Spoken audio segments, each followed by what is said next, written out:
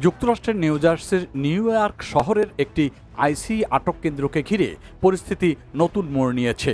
কারণ সেখানে বিক্ষোভ, পুলিশের সঙ্গে ধাওয়া পাল্টা ধাওয়া, আগুন, ব্যারিকেড ভাঙচুর এবং শেষ পর্যন্ত কারফিউ জারি করা হয়েছে। সব মিলিয়ে ডেলানি হল এখন জাতীয় আলোচনার কেন্দ্রে পরিণত হয়েছে। রবিবার ভোরে নিউ ইয়র্কের মেয়রের রাশ বারাকা ঘোষণা দেন যে ডেলানি হল আটক কেন্দ্রের আশপাশে প্রতিদিন রাত ৯টা থেকে সকাল ৬টা পর্যন্ত কারফিউ কার্যকর থাকবে। পরবর্তী নির্দেশনা না দেওয়া পর্যন্ত এই কারফিউ বলবৎ থাকবে বলে জানানো হয়েছে। পরিস্থিতি নিয়ন্ত্রণে বিক্ষোভকারীদের শান্ত থাকার আহ্বান জানিয়েছেন তিনি। গণমাধ্যমের খবরে জানা গেছে, নিউ ইয়র্কের ডেলানি হল নামের ১,০০০ শয্যার অভিবাসন আটক কেন্দ্রটির বাইরে গত কয়েকদিন ধরে শত শত মানুষ অবস্থান করছেন। অভিবাসন অধিকার কর্মীদের অভিযোগ, কেন্দ্রটির ভেতরে আটক ব্যক্তিরা অমানবিক পরিবেশে দিন কাটাচ্ছেন। তাদের দাবি, খাবারের মান খারাপ, স্বাস্থ্যসেবা সীমিত এবং বসবাসের পরিবেশ অত্যন্ত নাজুক। এসব অভিযোগের প্রতিবাদে কয়েকজন আটক ব্যক্তি অনশন শুরু করেছেন বলে দাবি করেছেন অধিকার কর্মীরা।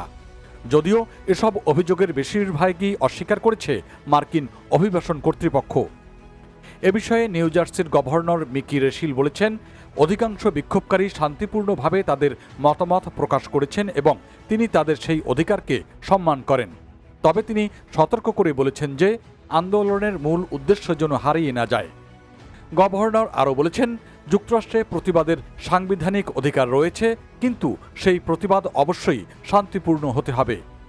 এদিকে পরিস্থিতি ক্রমশ জটিল হয়ে ওঠায় নিউ জার্সি স্টেট পুলিশকে মোতায়েন করা হয়েছে। শুক্রবার থেকে ডিটেনশন সেন্টারের বাইরে নির্ধারিত বিক্ষোভ এলাকা এবং যানবাহন তল্লাশি চেকপয়েন্ট স্থাপন করা হয়েছে।